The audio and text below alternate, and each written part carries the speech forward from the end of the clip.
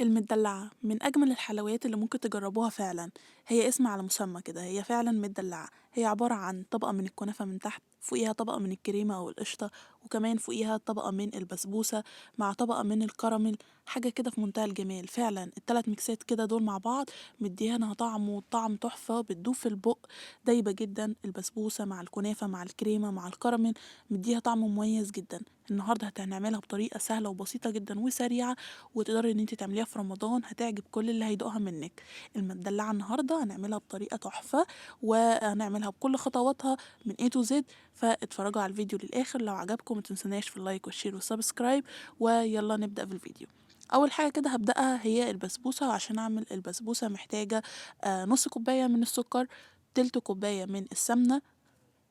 دول كلهم هحطهم في كسرولة او حله اللي انت هتسخنيها على النار، وهنزل عليها بنص كوبايه من الحليب، معلقة كبيرة من العسل النحل أو عسل جلوكوز المتوفر عندك، أو شربات تقيل بس يكون تقيل قوي اللي هو شربات الكنافة.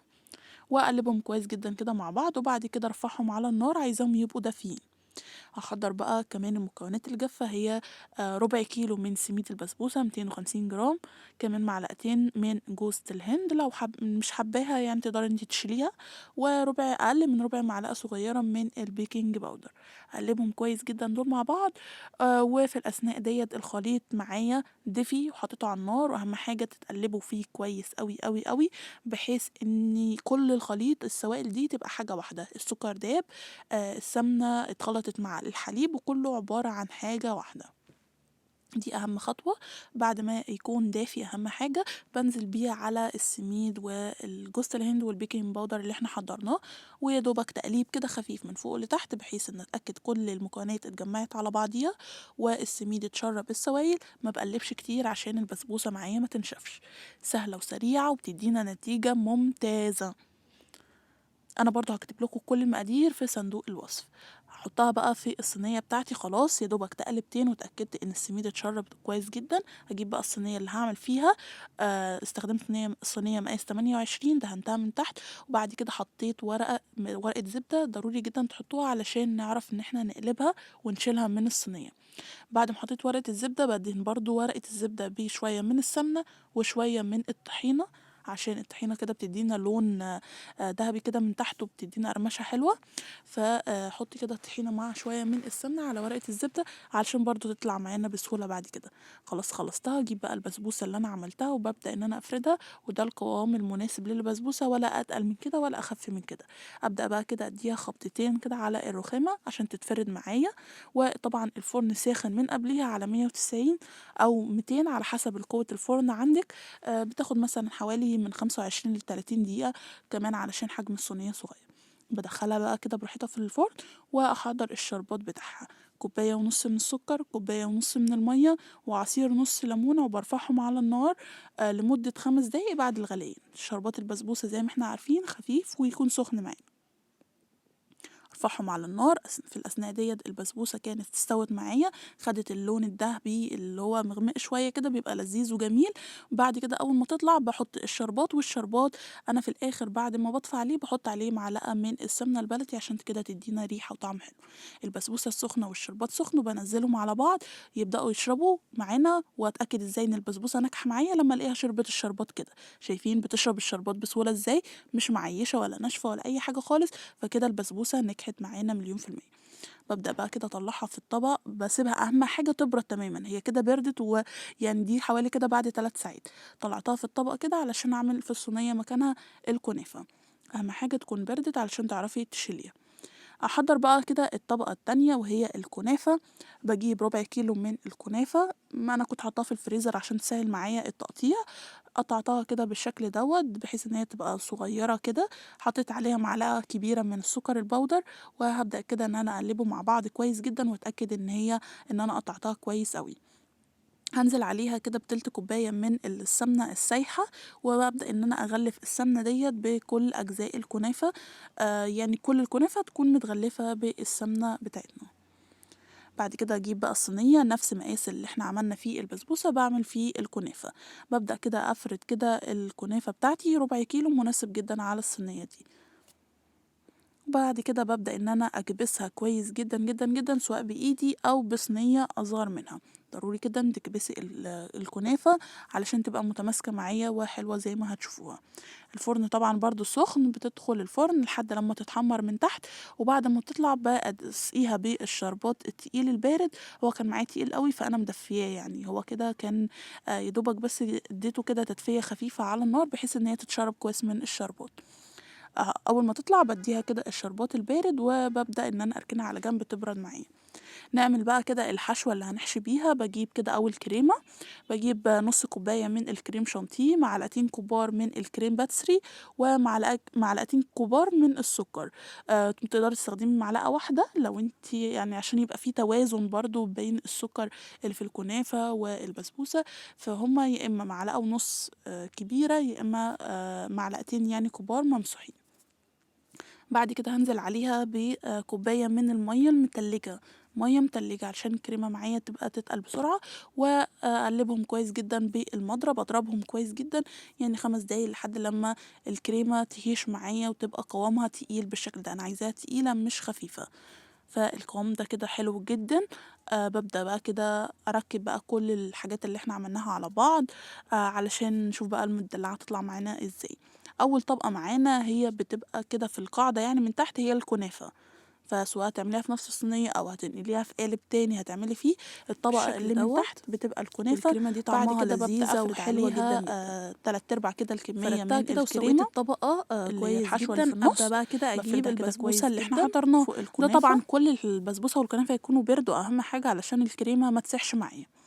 خلاص كده أجيب بقى كده البسبوسة، شايفين بقى علشان حاطين ورقة زبدة، فبنقدر إن إحنا نتحكم في البسبوسة بسهولة جدًا. طبعًا البسبوسة طرية ومرملة وحلوة أوي، علشان نقدر نتعامل معاها يعني يُفضّل إن أنتِ تحطي ورقة زبدة عشان تعرفي تشيليها أصلًا، أو كيس حراري تقدري تقطعيه كده على قد الصينية وتحطيه من تحت بحيث إن أنتِ تقدري إن أنتِ تنقليها وتتحكمي فيها.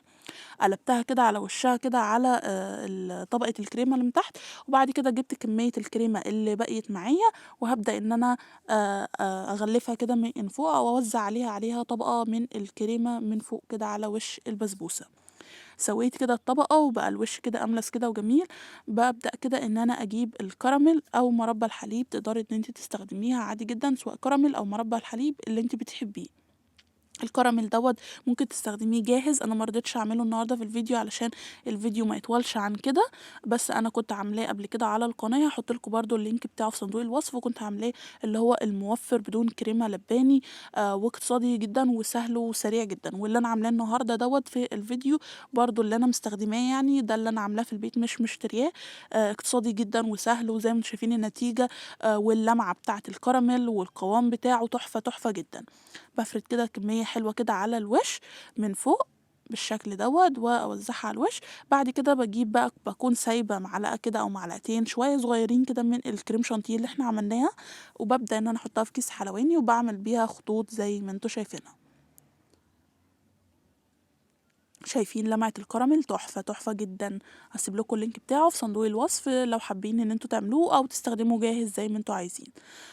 وكده جِبت بعد ما وزّعت الكريمة باجيب كده شوية من صوص الشوكولاتة أو جناش أو نوتيلا، وبابدأ أعمل خطوط كده ما بين الخطوط البيضا اللي معمولة بالكريمة. بعد كده باجيب كده خِلّة أو عصاية شيش طاووق أو سكينة، وبابدأ إن أنا أسحبها بالشكل اللي أنتم شايفينه ده، علشان تدّينا شكل المدلّعة المتعارف عليه اللي بنشوفه على طول في المحلات، وبيبقى شكله جميل جدًا وحلوة وريحتها تحفة. ال3 ميكسات اللي مع بعض دول مدّيينها ريحة خطيرة جدًا، جدًا. بعد كده عملتها لفّيتها وسحبت الخط بالعكس، وادّتنا الشكل اللي أنتم شفتوه دوّة. أعتقد واضحة كده في الصورة، شكلها تحفة جدًا، جدًا، جدًا، والطعم بجد أحلى كمان. بجد جرّبوها، اعملوها بقى كده في رمضان في المناسبات وال أو في العزومات بقى كده عاملينها. هي سهلة وسريعة وعلى فكرة وما بتاخدش وقت كتير. مكوناتها يعني شايفين ربع كيلو كنافة، ربع كيلو بسبوسة، عمل لنا يعني صينية محترمة جدًا من المدلعة. لو تروحي تشتريها من برّه تشتريها غالية جدًا. أبدأ بقى كده إن أنا أقطّعها. أنا بس قبل التقديم أو بعد ما باعملها باسيبها كده شوية يعني ساعتين 3 كده تتماسك مع بعض، وكل الخليط يتشرب مع بعضها، بعد كده بابدأ إن أنا أقطّعها. قطّعيها بقى زي ما أنتِ حابة، هي ناعمة جدًا وطرية وحلوة أوي، ولمّا بتقعد كمان بتبقى أحلى وأحلى.